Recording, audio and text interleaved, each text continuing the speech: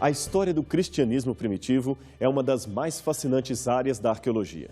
Descobrir como viviam os primeiros seguidores de Jesus Cristo e seus apóstolos, o que criam e como se comportavam frente à perseguição que sofriam é realmente um grande estímulo acadêmico e, por que não dizer, espiritual.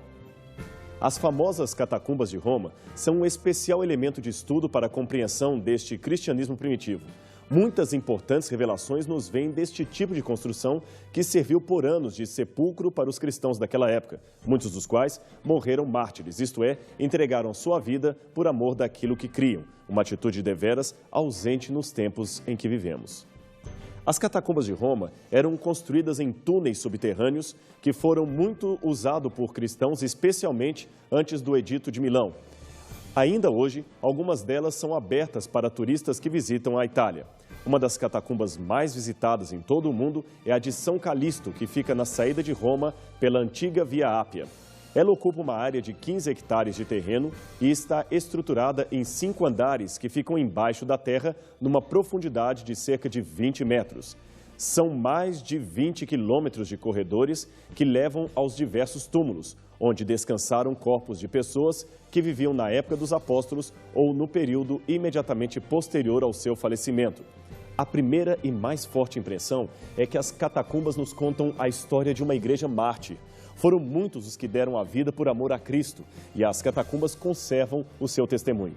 Além disso, as catacumbas de Roma também oferecem pistas importantes sobre a vida da igreja primitiva. Quais seriam as suas crenças? Como era o modo que interpretavam a Sagrada Escritura e, principalmente, a forma gradual como ideias não bíblicas começaram, infelizmente, a invadir o arraial do cristianismo. É difícil traçar a origem da palavra catacumba.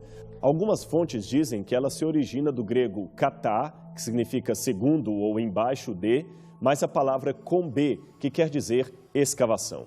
Eram, enfim, corredores subterrâneos, aonde os cristãos primitivos sepultavam seus entes queridos. Durante o reinado de Augusto, Roma cresceu exponencialmente.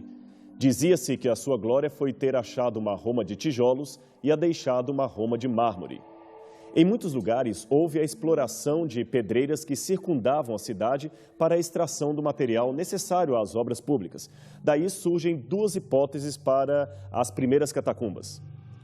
A primeira hipótese seria de que cristãos aproveitavam veios subterrâneos deixados pelos mineradores romanos e adaptaram as suas catacumbas.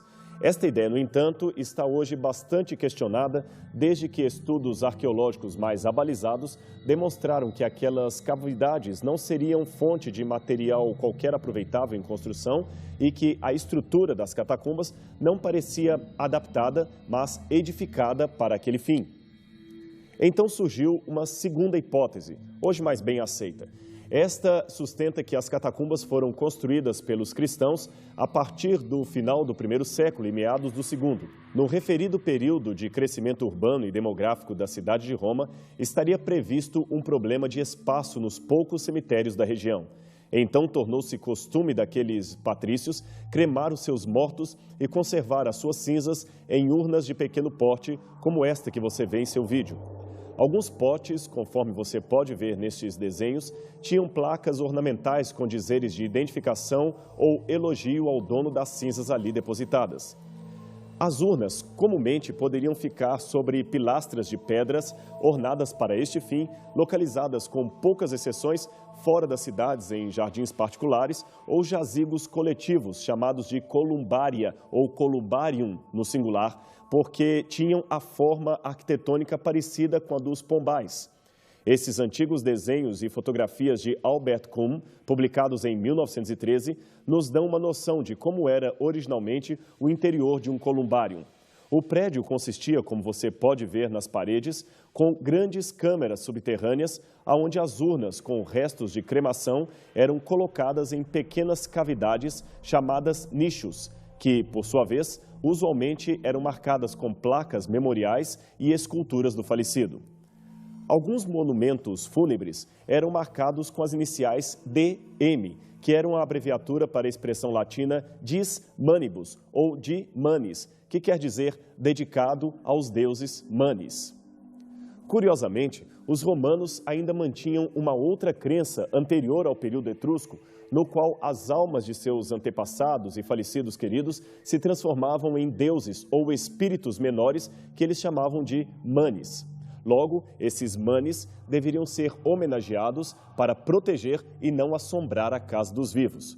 Os manes, assim pensavam os romanos, estariam espiritualmente relacionados com os genii, que deram origem à palavra e à ideia de gênio, gênio bom, gênio mau, e também aos de penates, que por sua vez deu origem à crença das almas penadas. Uma crença que, infelizmente, também acabou contaminando a filosofia cristã, que erroneamente se desprendeu da Bíblia para seguir os ensinos romanos. Bem, vamos voltar a falar um pouco das columbária, pois elas nos ajudam a entender melhor a arquitetura das catacumbas cristãs. Esta é a necrópolis de Porta Romana, escavada pela primeira vez pelo arqueólogo italiano Pietro Ercole Visconti, em 1855. Ela possuía originalmente algo em torno de 60 túmulos e fora construída entre 150 e 300 depois de Cristo. Os antigos nichos estão visíveis e muito bem preservados em todos os cantos internos do edifício. Os romanos mantinham um ritual sistemático de cuidar dos seus mortos. Primeiro, os familiares fechavam os olhos do falecido enquanto chamavam o seu nome. Em seguida, o corpo era levado e uma moeda era colocada na sua boca, na boca do falecido. Também o corpo era lavado. A moeda colocada ali junto com o falecido era para pagar Caronte, o barqueiro que, segundo a crença popular romana, transportava as almas dos mortos até os portais do mundo subterrâneo. O estatuto social também era um fator importante no funeral romano. Os mortos eram postos em exposição, como se fosse o atual velório, e o tempo dessa exposição dependia da posição do falecido, daquele cargo que ele tinha na sociedade. Os membros da alta classe, como a nobreza, eram habitualmente postos em exposição até por uma semana inteira, dando oportunidade a que muitos pudessem vir e lamentar ou até prestar os seus últimos respeitos ao falecido. Os membros da classe baixa da sociedade, por sua vez, eram habitualmente cremados depois de só um dia de exposição. Depois da dita exposição, seguia-se uma procissão funerária. Os funerais romanos eram tipicamente feitos de noite para evitar grandes aglomerações de pessoas e para desencorajar multidões de lamentos excessivos que, no caso de figuras políticas influentes, poderia levar a uma séria confusão de Estado. Músicos contratados lideravam a procissão, seguidos pelos familiares, dos amigos e também de outras pessoas ali conhecidas que levavam esculturas, máscaras e também objetos de cera, representando membros que já haviam falecido. Ah, e tem uma coisa mais. Você sabia que trupes de mímicos também eram contratadas para animar os funerais? É isso mesmo. O papel do morto era representado por alguns tipos de artistas que tinham um mímico que dava a oportunidade de personificar o morto, provavelmente para aplacar o espírito de outros ancestrais ou para levantar o astral daqueles que estavam enlutados. Para isto, ele usava as roupas do falecido, uma máscara mortuária representando o rosto daquele que havia morrido e insígnias do seu ofício. À medida que o cortejo, então, andava com o cadáver, se deslocava da casa até a pira funerária, o animador, então, ia cercado por outros mímicos que faziam palhaçadas, cantavam músicas e iam caminhando pela estrada, seguindo todo o funeral. Um ritual bastante estranho, não é mesmo? A procissão acabava no fim da cidade, onde se situavam os cemitérios, também chamados de necrópolis. Ali, uma pira ou fogueira para cremação era construída. Enquanto o fogo ardia, gritos de guerra eram dados em honra ao falecido. Depois do fogo se extinguir, um dos membros da família, habitualmente mãe ou a mulher do morto, reunia as cinzas e as colocava numa urna funerária que mostramos anteriormente, aquele tipo de urna que ali você pôde ver. Os romanos acreditavam que um enterro digno era essencial para uma boa passagem desta vida até a vida por vir. E por isso, havia muita preocupação quanto a esta questão fúnebre. Por isso, muitos cristãos se filiavam às sociedades funerárias, chamadas de collégia, para assegurarem para si e para os seus familiares o enterro digno. Eles pagavam até cotas mensais que seriam usadas para cobrir os custos do seu funeral e também dos outros membros de sua família. Os membros do colégio tinham a garantia de um lugar no columbário. Já os que morriam nas mãos da justiça ou cometiam suicídio não tinham direito aos ritos usuais de cremação. Aquelas classes mais baixas, como alguns tipos de escravo ou gente miseravelmente pobre, também não tinham como pagar as honras de uma pira fúnebre, então tinham os seus corpos lançados em poços de areia, onde eram deixados para putrefazer. Segundo o escritor romano Quintus Horácios Flaccus, que escreveu suas sátiras por volta do 1º século a.C., muitos desses poços foram cobertos no reinado de Augusto por causa das constantes reclamações quanto ao seu mau cheiro. E imagine como cheiravam mal. Afinal, esses poços eram construídos fora das cidades justamente para evitar esse incômodo. Mas nem por isso o problema parecia estar resolvido. Já os cristãos, herdando dos judeus o cuidado pelo corpo do defunto, evitavam as cremações.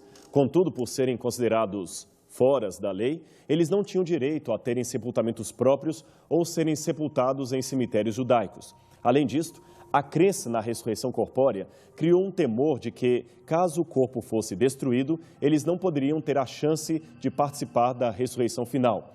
Por isso, construíram as suas primeiras catacumbas. Não se sabe ao certo como iniciou-se a construção das catacumbas cristãs. Entre a vasta quantidade de túneis subterrâneos hoje conhecidos em Roma, uns 60 são atribuídos a nomes próprios de santos católicos, como Santo Inês, São Calixto, mas a maioria, é claro, são nomes dados tardiamente. Apenas uns poucos parecem conservar o nome original da localidade aonde havia sido estabelecido. É o caso da catacumba Ad Ursum Piletum e Ad Sextum Philippi. Outras ainda parecem conservar o nome do proprietário do terreno aonde elas foram escavadas, ou quem sabe o nome do seu fundador, ou ainda quem a ampliou, e talvez aí esteja a pista de alguma parte ou de alguma razão de suas origens. As catacumbas só puderam ser escavadas de maneira legal porque os proprietários originais das terras onde elas foram perfuradas assim o permitiram. Logo, entende-se que eram convertidos ao cristianismo os donos das catacumbas ou, no mínimo, simpatizantes do movimento. As matronas romanas, muitas delas convertidas, certamente deram um exemplo de generosidade, oferecendo suas próprias terras para as catacumbas. A favor disto, temos o testemunho arqueológico de numerosos nomes dados às catacumbas que eram, ao mesmo tempo, mulheres ligadas à corte romana. Por exemplo, Priscila, que virou Santa Priscila, era mãe do senador Pudens e, da mesma maneira, ela também tem a sua sepultura ali. Alguns pensam que Flávia Domitila seria a pioneira desse costume. Os seus dados biográficos são esparsos e muito lendários, mas alguns historiadores dizem que ela era sobrinha de Vespasiano, enquanto outros afirmam que era sua neta. O seu marido, Titus Flavius Clemente, era filho de Titus Flavius Sabino, irmão mais velho de Vespasiano, e, portanto, sobrinho do falecido imperador. Os dois filhos de Clemente e Domitila foram educados por Quintiliano e estavam sendo secretamente preparados para assumir o império no lugar de Domiciano. Mas, segundo o historiador romano Suetônio, ambos foram executados pelo imperador quando descobriu que eles haviam se convertido à superstição oriental, o que bem pode ser o cristianismo, o judaísmo ou ainda ambos, se entendermos que talvez para muitos daquela época não fosse clara a distinção entre cristãos e judeus. Pois bem, todos eles foram acusados de ateísmo pelo fato de não acreditarem nos deuses do paganismo romano. Incrível, não é? Cristãos genuínos mortos sob a acusação de serem ateus. Segundo a versão de Eusébio de Cesareia, um historiador cristão do IV século depois de Cristo, Domitila não foi morta como seus parentes, mas foi banida para a ilha de Pandatária. E sua propriedade, conforme a tese defendida por alguns, foi possivelmente a primeira usada por cristãos para construir as catacumbas. Seria bom a esta altura esclarecer que os primeiros cristãos não usavam o termo catacumba para referir-se ao local onde colocavam seus mortos.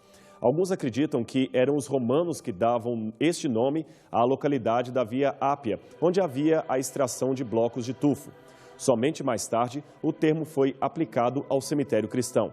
Aliás, é curioso notar que foram os cristãos primitivos que, na busca de um lugar adequado para o sepultamento dos seus mortos, deram ao recinto fúnebre o nome de cemitério. Agora veja que interessante. A palavra cemitério vem do latim tardio coemiterium, que significa literalmente dormitório. Agora raciocine. Por que os cristãos primitivos dariam o nome de dormitório ao local onde os seus mortos eram colocados, ao invés de usar a palavra necrópolis, tão conhecida por todos? A resposta parece ser simples. Necrópolis era um nome que se identificava com a crença pagã de que as almas dos mortos continuavam vivas e penadas após o falecimento do corpo. Já a palavra cemitério ou dormitório evocava mais de perto a crença bíblica de que os mortos não estão conscientes, como comumente se crê, mas antes numa espécie de sono que os mantém como que adormecidos, até a ressurreição final, que se dará apenas por volta da segunda vinda de Cristo à Terra. Pela sua colocação em filas sobrepostas umas sobre as outras, as sepulturas davam realmente a impressão de ser um vasto dormitório. Os cristãos queriam afirmar, desta forma, a sua própria fé na ressurreição dos corpos e no dormício, isto é, no sono das almas. Mas hoje, infelizmente, este antigo conceito foi trocado por crenças platônicas, que insistem em dizer que a alma é imortal e, portanto, pode assombrar ou ser atormentada, ou mesmo, quem sabe, estar no céu, intercedendo por aqueles que ficaram vivos aqui na terra. Contudo, leia atentamente a sua Bíblia. Procure saber o que ela diz a respeito dos mortos e você descobrirá que esta ideia de imortalidade da alma não era a doutrina original dos cristãos e dos judeus da antiguidade, aqueles que produziram o livro sagrado. Mas voltemos a falar das catacumbas cristãs. Como já dissemos, elas eram formadas por galerias subterrâneas, parecendo verdadeiros labirintos de vastos quilômetros de extensão. Nas paredes havia filas de nichos retangulares, chamados de lóculos, de várias dimensões. Eles podiam conter um ou mais corpos. A sepultura dos primeiros cristãos era extremamente simples e pobre.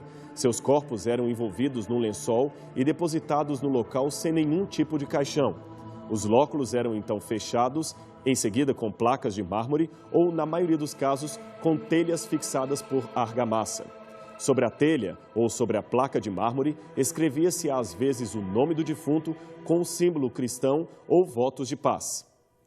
Com frequência, eram colocadas junto do sepulcro lamparinas de óleo ou pequenos vasos com perfume.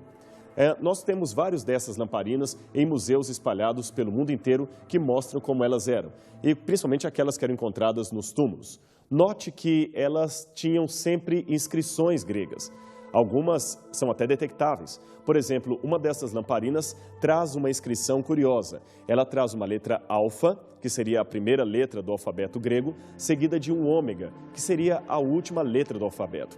Em algumas vezes havia também a palavra írritus, que quer dizer peixe. Mas o que significaria esta antiga e estranha inscrição peixe numa lâmpada? Bom, o alfa e o ômega eram símbolos claros usados pelos cristãos para representar aqueles conceitos apocalípticos que se referiam a Cristo como o primeiro e o último. Aquele, como anunciou o apóstolo João, eu sou o alfa e o ômega, o primeiro e o último, o princípio e o fim. Isto está em Apocalipse 22, verso 13. Quanto à palavra írtus, ou peixe, este era um dos símbolos cristãos que mais se repetia nas catacumbas. E, de acordo com uma teoria, esta palavra para peixe em grego, írtus, seria, na verdade, uma senha em forma de acróstico para identificar os cristãos. Na verdade, uma das mais antigas identificações da crença cristã a respeito do Filho de Deus. Írtus, que aqui aparece escrito em vermelho, evocaria os termos Iessus, Christos, Theos, ou Teu, Huios, Soter, cuja tradução seria Jesus Cristo, Filho de Deus e Salvador. Mas é nas inúmeras e variadas lápides que encontramos os mais interessantes elementos sobre este cristianismo primitivo. Segundo os escritores Benjamin Stott, autor do clássico As Catacumbas de Roma, e William Henry Whitthorne, autor de outro clássico de mesmo título, as inscrições exploradas e catalogadas somariam cerca de 70 mil exemplares, número este que representa apenas uma pequena fração da vasta necrópolis de cristãos com seus estimados 4 milhões de sepulturas em mais de 800 quilômetros de galerias subterrâneas que não se limitavam apenas a Roma, mas também podiam ser encontradas em Saracusa, Alexandria, Nápoles e Paris. Nesta silenciosa cidade dos mortos, diz Stott, vemos-nos cercados por uma poderosa nuvem de testemunhas, uma multidão que ninguém pode contar, cujos nomes, desprezados na terra, estão escritos no livro da vida. Mas quem foram os mártires que ali estavam? O que as lápides nos revelam a seu respeito? Bem, não conhecemos o seu número exato. Os historiadores pensam que, dentre aqueles quase 4 milhões de sepultados, os que sofreram martírio somavam, certamente, alguns milhares. As atas dos mártires, produzidas nos séculos II e III, são alguns dos protocolos judiciários dos processos contra os cristãos. Elas nos trazem os casos de muitos mártires, mas não podemos tirar dali uma lista completa. Quanto, porém, ao que deles é dito nas lápides, surpreendemo-nos ao ver que a palavra paz é a que mais se repete em todos os epitáfios mais antigos. Veja esses dois casos exemplares. O primeiro traz parcialmente o que sobrou do túmulo de uma certa jovem chamada Vicentina, que deduzimos ter sido mártir, pelos desenhos que ali acompanham a inscrição. Ali está escrito in pace, isto é, em paz.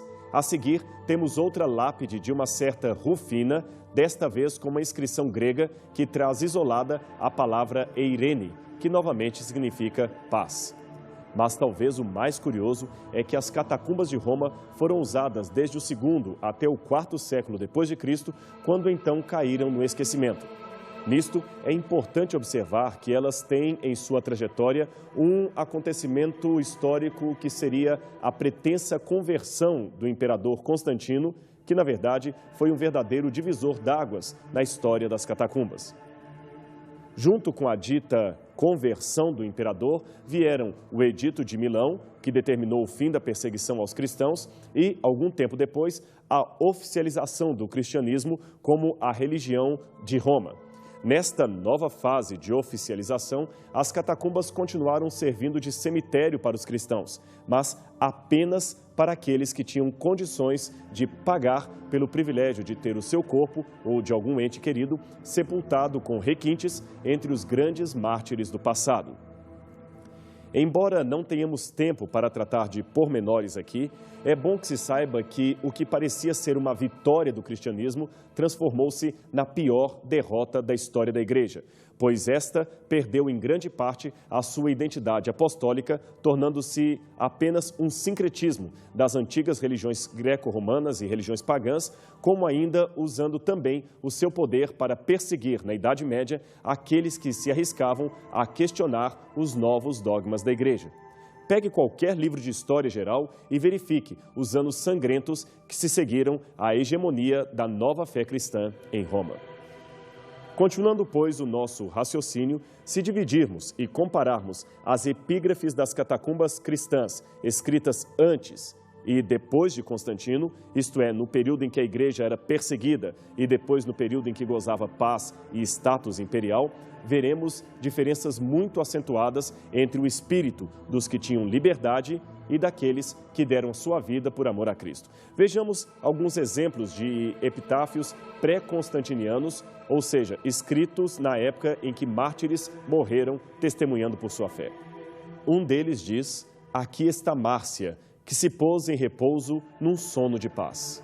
Outro, Lourenço, a seu amado filho, que sempre foi conduzido pelos anjos, vitorioso na paz e em Cristo. Mais um, sendo chamado, ele se foi em paz. E um último, Deus o deu, o tirou, bendito, que viveu em paz no consulado de...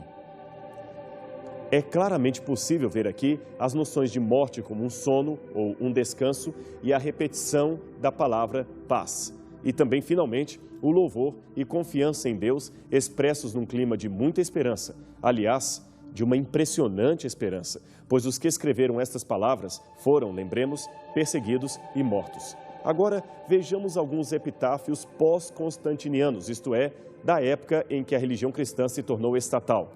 Veja agora como eram os epitáfios pagãos.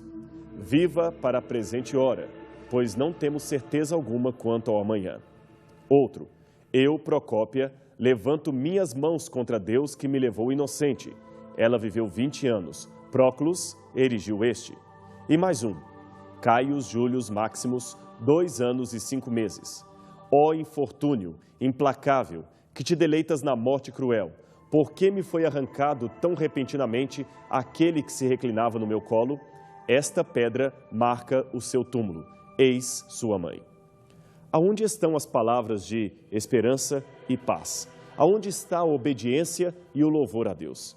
Se foram com a chegada dos novos tempos de bonança. Isso talvez não corresponda a todo o problema do sofrimento, mas nos oferece um bom elemento para refletir sobre a própria dinâmica do grande conflito entre as forças do bem e do mal. Se sofrermos demais, não suportaremos, mas se sofrermos de menos, jamais saberemos quão mal é o mal e não desejaremos nos livrar dele. Por isto, talvez Deus até permita alguns problemas, alguns sofrimentos, para que almejemos o céu e lembremos-nos que esse mundo é passageiro e nossa vida aqui apenas um ensaio para a vida no porvir. E quanto a você? Está disposto a seguir a Deus em todo e qualquer momento, mesmo que seja num tempo de perseguição e não de bonança?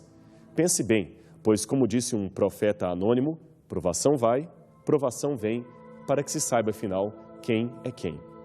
Que o mesmo espírito de fé, coragem e esperança que motivou os cristãos primitivos norteie hoje e sempre o cristianismo que há em todos nós.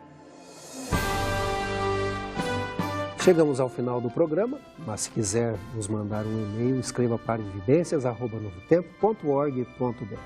Na próxima semana voltaremos com mais um programa Evidências, sempre em busca de fatos que comprovam a veracidade da Bíblia Sagrada. Até lá. Este programa tem o apoio cultural do NASP, Centro Universitário Adventista de São Paulo, em parceria com a TV Novo Tempo.